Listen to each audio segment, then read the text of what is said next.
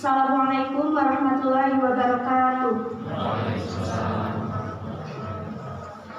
Innal hamdalillah nahmaduhu wa nasta'inuhu wa nastaghfiruh wa na'udzu billahi min shururi anfusina wa min sayyiati a'malina. May yahdihillahu fala mudilla lahu wa may yudlilhu fala hadiya lahu. Asyhadu an la ilaha illallah wahdahu la syarika lahu wa asyhadu anna Muhammadan abduhu wa rasuluh.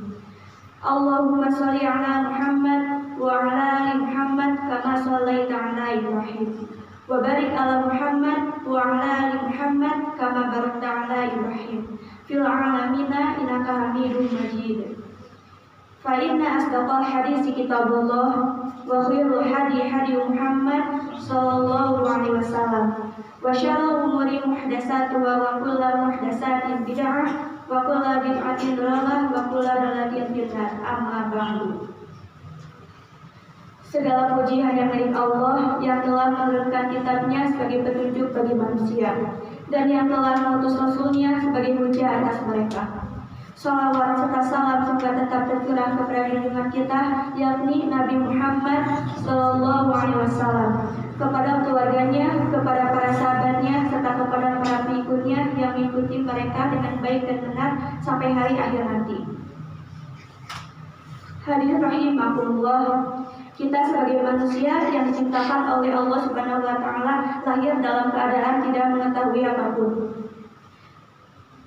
Maka dari itu Allah Subhanahu Wa Taala memerintahkan kepada manusia agar mencari ilmu sebagai bekal dalam menjalani kehidupan kita saat ini. Di dalam Al-Quran, Allah Subhanahu Wa Taala berfirman, A'udzubillahi minasyaitonirrajim, Wallahu akhrajakum min butuni ummahatikum la ta'lamun. Dan Allah mengeluarkan kamu dari perut ibumu dalam keadaan tidak mengetahui sesuatu pun. Wa ja'ala lakumus sam'a wal absara wal afidah. Dan Dia, Allah Subhanahu Wa Taala, memberi kamu pendengaran, penglihatan dan hati. La'allakum tashkurun, agar kamu bersyukur.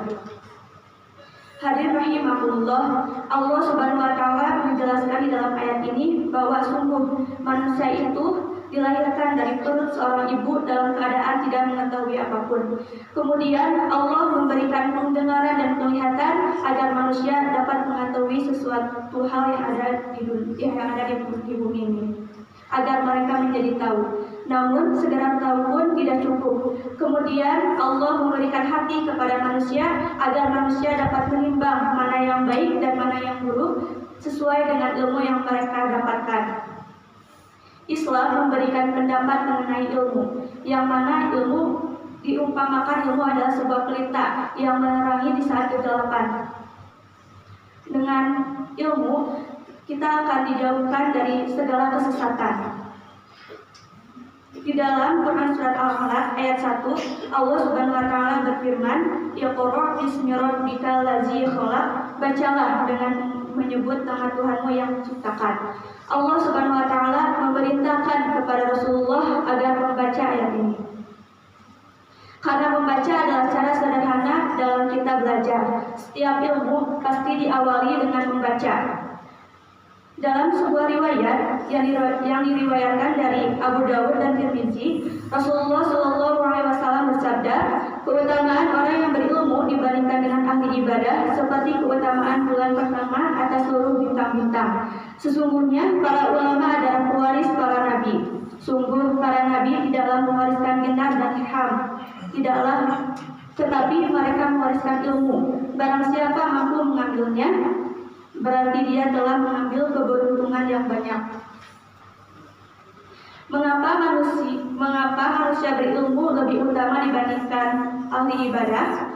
Karena ketika orang yang berilmu melakukan sesuatu pasti didasari oleh kebenaran. Kebenaran itulah yang akan mengarahkan mereka ke dalam jalan yang hakiki, dan tidak ada jalan yang hakiki kecuali jalan Allah Subhanahu Wa Taala. Maka ketika dia melaksanakan ibadah sesuai dengan rukun dan hukum yang berlaku. Sedangkan orang yang beribadah tanpa didasari oleh ilmu hanya sekedar membuat kualitas ibadah mereka sekedar keyakinan. Jika memang benar keyakinan itu ditunjukkan kepada Allah Subhanahu Wa Taala. Maka orang yang berilmu lebih unggul dalam satu hal, yakni yakin dan berilmu. Meskipun yang berhak menilai kualitas iman dan menilai ibadah kita hanya Allah Subhanahu wa taala. Di dalam hadis Rasulullah Shallallahu alaihi wasallam bersabda, "Talabul ilmi fardhun 'ala kulli muslim." Mencari ilmu itu wajib bagi setiap muslim. Hadis riwayat Ibnu Majah. Dalam hadis ini menjelaskan bahwa menuntut ilmu itu wajib bagi setiap muslim, baik bagi kaum laki-laki maupun kaum perempuan. Di dalam mencari ilmu pasti ada batasannya, seperti ilmu yang dapat membawa kita ke dalam kemudaratan seperti ilmu sihir dan ilmu kebal harus kita hindari. Hadirin rahimahumullah, keutamaan perintah menuntut ilmu adalah dapat menggapai kebahagiaan di dunia dan di akhirat. Salah seorang sahabat Nabi memberikan penjelasan kepada seorang muslim lainnya. Dia berkata, "Man arada dunya fa'alaihi bil ilmi." Siapa yang menginginkan kebahagiaan dunia, maka harus dengan ilmu. Wa man arada akhirata fa'alaihi bil ilmi. Siapa yang menginginkan kebahagiaan akhirat, maka harus dengan ilmu. Wa man arada huma fa'alaihi bil ilmi. Dan barang siapa yang menginginkan kebahagiaan keduanya, yakni dunia dan akhirat, maka harus dengan ilmu. Syarat ini disampaikan oleh Ali bin Abi Thalib selaku sahabat Nabi. Pada saat itu Ali bin Abi Thalib meminta penjelasan kepada Nabi, dan Nabi di situ diam. Diamnya Nabi adalah tanda setuju atas pernyataan Ali bin Abi Thalib. Hadirin rahimahumullah, marilah kita bersama-sama mencari ilmu sebagai bekal dalam menjalani kehidupan kita. Demikian yang dapat saya sampaikan. Semoga apa yang dapat saya sampaikan dapat manfaat bagi kita semua, khususnya bagi saya sendiri. Mohon maaf bila ada kesalahan, karena kebenaran datangnya dari Al-Quran dan As-Sunnah, kesalahan dari kehilapan dan kebodohan saya. Tutup dengan doa. Subhanaka Allahumma wa bihamdika asyhadu an la ilaha illa anta astaghfiruka wa atubu ilaik. Wassalamualaikum warahmatullahi wabarakatuh.